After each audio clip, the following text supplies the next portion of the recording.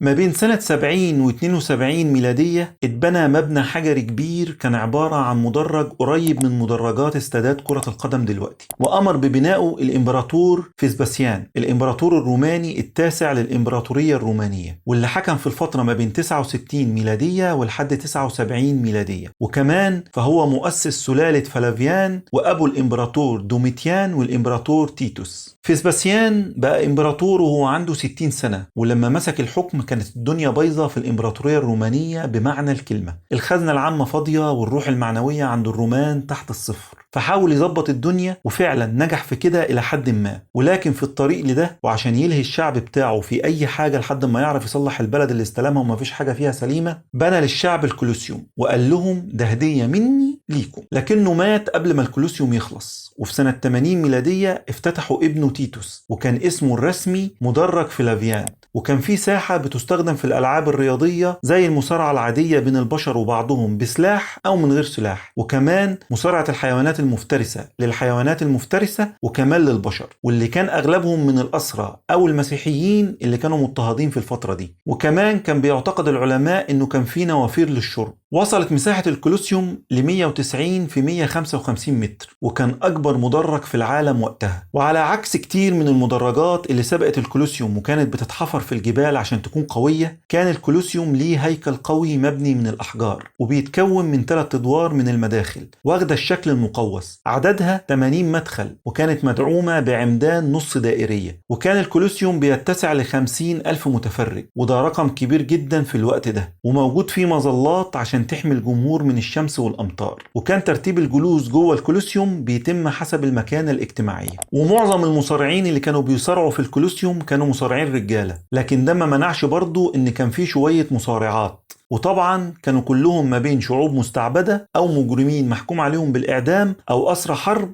أو طبعا مسيحيين مضطهدين زي ما قلنا قبل كده. وفضل الكولوسيوم شغال بكل نشاط لمدة 400 سنة تقريبا لحد ما وقف النشاط تماما، هو ومعظم وسائل الترفيه التانية. وده بسبب تغير الذوق العام بشكل تدريجي من ناحية، ومن ناحية تانية بسبب الضعف اللي أصاب الإمبراطورية الرومانية، وخصوصا في الجزء الغربي منها، واللي انتهى بسقوط روما نهائيا سنة 476 ميلادية في إيد القبائل الجرمانية. وفي القرن السادس الميلادي كانت ساحة الكولوسيوم اتضررت بشكل كبير بسبب البرق وشوية ظواهر طبيعية تانية، وكمان بسبب عدم الاهتمام بترميمها. وبعدها استغنوا تماما عن الكولوسيوم. ومش بس كده، لا، ده كمان أخدوا الأحجار المبني منها واستعملوها في مشاريع البنى التانية زي كاتدرائية القديس بطرس والقديس يوحنا لاتيران وقصر فينيسيا. لكن في القرن ال18 سعى البابوات للمحافظة على ساحة الكولوسيوم كموقع مسيحي مقدس، مع ان الشهداء المسيحيين اصلا اتقتل منهم كتير جواه. وفي القرن العشرين بقى تحصل الطامة الكبرى بتدمير اكتر من تلتين الكولوسيوم بسبب الجو والظواهر الطبيعية والاهمال والتخريب، عشان ما يتبقاش من الكولوسيوم غير تلته هو بس اللي موجود لحد النهاردة. وبالرغم من كده بيعتبر نقطة جذب سياحي، وبيجيله الزوار من جميع دول العالم عشان يتفرجوا على عجيبة من عجائب الدنيا استحقت بجدارة تكون منه.